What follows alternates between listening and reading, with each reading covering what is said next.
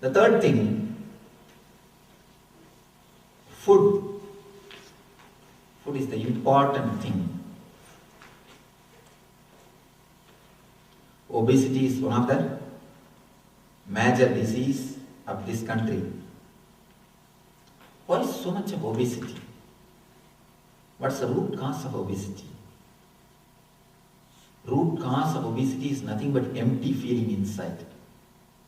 When you feel deeply empty, when you feel totally depressed, you fill yourself with food. So obesity is one of the important disease. Obesity is one of the important problem we face. Whenever you eat, please eat with awareness. There's a small story. You can mention the slokas, sutras, eat with awareness. A small story from Zen Buddhism.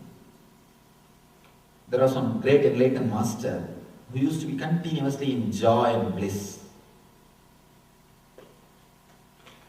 One king, the king of that country, one day went to him and asked, Master, I hear so much of stories about you. I heard that you are always filled with joy and ecstasy. What is the reason? How are you able to manage? What technique you practice? Please teach me that meditation technique. Master said, meditation. When I eat, I eat. When I sleep, I sleep. That's all. That much only I know. King was surprised. What are you talking? We also do the same thing, but we are not feeling happy. We are not feeling blissful. Then Master says, no. Look deeply. Look very clearly. Are you eating when you are eating? Never. You do everything else when you eat. When you eat, either you worry about your past or plan for the future. We never eat totally. There's a strange discovery, one more thing, done by a group of doctors. One of our devotees actually is a main person. In their report they say, if you eat the food which is cooked by your enemy or a person who is not happy with you, person whose relationship is not good or the relationship is not going smoothly with you, you will have the ulcer. It is a report from a study. In India they say ashraya dosham, means the person who touches the food contaminates it. If he touches with good thoughts, he brings good thoughts. If he touches with bad thoughts, he brings bad thoughts. So food cooked with good thoughts, always, the food cooked with good thoughts, always reacts on your system. When you cook or eat, please put your effort to be in the present moment. Present moment. You do not know the power of thoughts, especially when you eat. Never think you eat, you digest only food. You digest your thoughts also which you think at the time of eating. When you eat, what you think, you digest the thoughts also. If you are not happy with your husband or wife who is cooking, don't eat that day in the house. No, it's a warning. It's a warning. And they say, just 15 days, not more than that. Just 15 days if you eat the food, who is not happy with you, is more than enough to create stomach trouble, an ulcer.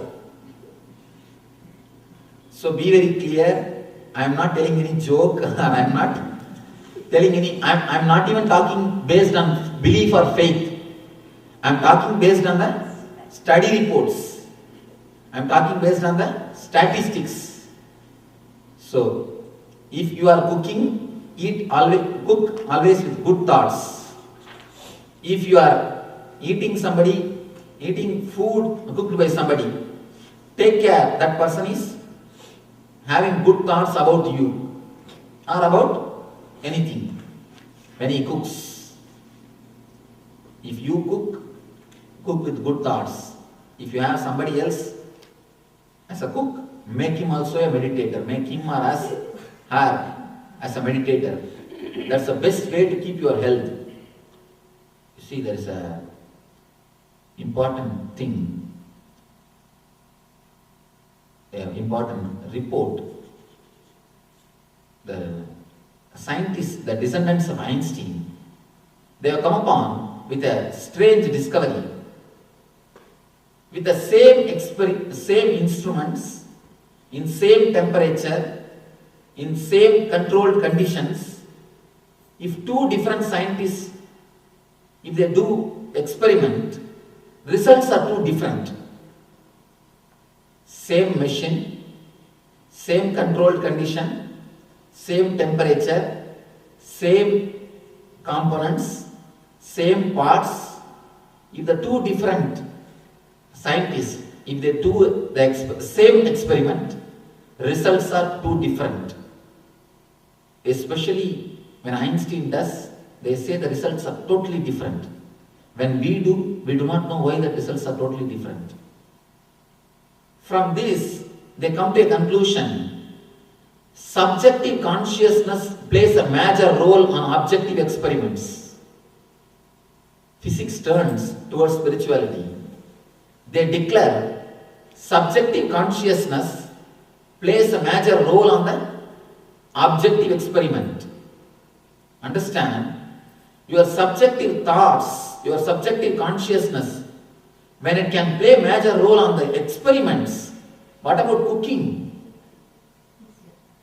Never think you cook only the ingredients, you cook your thoughts also. Never think you add only your ingredients into the pot, you add your thoughts also. So, cook always with good thoughts and eat always in the present moment. In the present moment. The next tips for sleeping. Actually, these are the few tips which can change your whole course of life. You see, when you listen any great thing, it looks very small. When it looks very small, we think, how can these small things change our whole life? Can you imagine this size key can open such big door? Such big temple door has got only this size key, not even 1 feet. Can you think, if you have never seen, can you imagine that such a small key can open such a big door? Only when you see, you will be able to understand. Such a small key can open such a big door. All our problems are just like that big door, but all the solutions are just like the small key. Solutions are very small. The moment you see the key, if you are prejudiced, door is so big, how can such a small key open? These are all just foolish things. Let us drop the key. If you drop, you will never be helped. Understand, small keys only open big doors. These small keys only will change your whole lifestyle, whole trend of thinking. I am not trying to give you some particular techniques which usually you drop. I am trying to give the quality of meditation, trying to add more quality of awareness into your day-to-day life. Next thing, step towards the sleep. Tips towards the sleep. There are two kinds of persons, Chandramana and Sauramana. Please understand, Chandramana and Sauramana. Let you first understand, then you can note down. Chandramana means the person will be alive with the moon, moon oriented. You can see he can work, he can be alive till late night, 2 o'clock. But he cannot be alive, he cannot be active early morning. He will always feel sleepy or tired in the early morning. There is another type of person who is Sauramani. These guys, sun-oriented. These guys, they cannot remain awake after 10 o'clock. Maximum time is 10. But early morning, 3 o'clock, they can get up and start meditating. They can work and meditate. Two kinds of people, Chandramani and Sauramani. You should first diagnose what kind you belong to, whether you are sun-oriented or moon-oriented. You can understand just by your body. Try to experiment with your body. 2 days try to remain awake in the night. 2 days try to remain awake in the early morning. Which is more comfortable for you? That is the path for you. If you are sun-oriented, sleep in the late night, in the night around 10 to 12. By 10 to 12, that's your time. If you are sun-oriented, early morning you can be alive, active. So early morning times you use it. But the night 10 to 12, never keep awake. Go to bed. Go to sleep. Actually, psychologists, they say, particular 2 hours of your sleep, your body temperature falls down by 2 degrees. 2 degrees of your body temperature falls down in a particular 2 hours. The 2 hours difference differs from man to man. If you can find your 2 hours and sleep in that 2 hours, they say that is more than enough. I want to give you one more information. When I read that 2 hours sleep is more than enough, I was not ready to believe. Because always doctors say that minimum 6 to 8 hours sleep is necessary.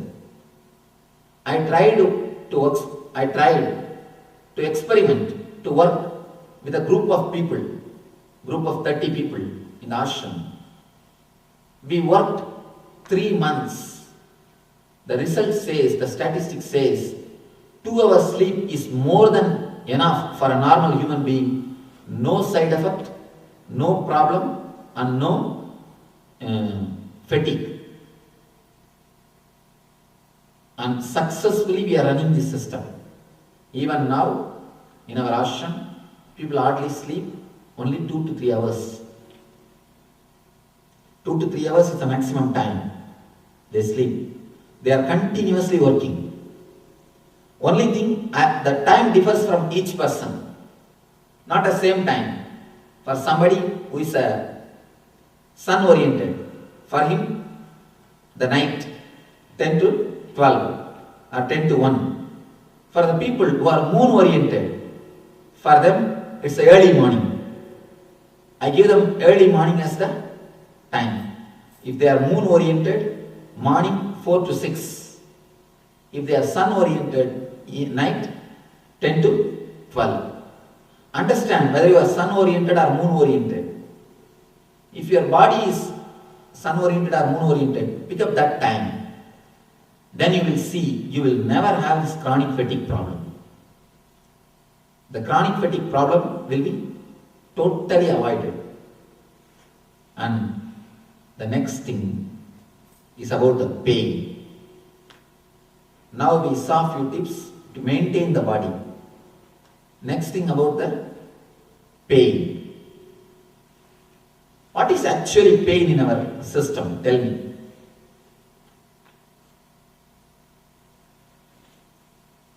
What do you call it as pain? Sensation. Okay, some other explanation? Constriction of energy flow or blockage. Then? When your body hurts. Yeah. Then? Discomfort. Discomfort. Then? Pull your mind away. Your body's telling you. Pay attention. Actually, no, she used the right word. It's a subjective feeling. She used a wonderful word. your body calls and asks for your attention. It's asking for your attention. Please come. Please come. Please give me your attention. Because most of the time, you don't live with your whole body. According to Tantra, you have 72,000 energy centers in your body, but only the 14,000 energy centers are active. In 72,000 energy centers, only 14,000 are active. All the other energy centers, they take retirement without even joining the duty. They get retirement without even joining the duty.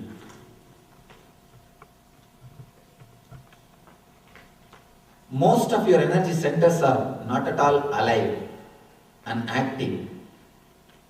You don't live with your whole body. Just understand one thing. How much you are alive in your cheeks? Are you alive that much in your feet? How much you are alive in your cheeks? Are you alive that much in your feet? No, you are not. The level of awareness is too low. And moreover, how much you are alive in the front side? Are you alive that much in the back side? No. In India, have you seen the piercing they will do in temples? Indian temples, they do the piercing and all those things. They pierce the back with a hook and they pull the chariots by piercing. And first when I saw, how is this possible? I was shocked. Then after enlightenment, once I went to this type of one temple and started scanning consciously what is happening there. How these guys are not feeling the pain. When I started scanning consciously, I saw there are few points in your body you are never alive in that points. These people who put that hook, who insert that, they know the art of finding the point. They know exactly in which point the persons are not alive. Your consciousness is very low. Your awareness is very less. They have a small needle. They make you sit with closed eyes. And they just touch you in 2-3 points. And they see your face expression. If it shows that you are feeling, they don't put it in that point. At some point, you don't respond at all. You don't express anything at all. Then they put that hook in that point. Then I understood how Tantra is true. There are so many points in your body with which you don't live at all. They never come to life. They are there. It's like you have 100-acre land. Only 33 acres you have used. All the other lands are just there. Not only they are not used, they are lying there as a forest. The problem is, not only they are not used, all the wild animals from that forest enter into your developed land and destroy it. The wild animals enters from the forest to your developed land is what I call chronic fatigue, psychosomatic diseases, psychosomatic disorders. All these things are because of that forest. All those guys, where will they go? They will only enter into your land. They will only enter into your place.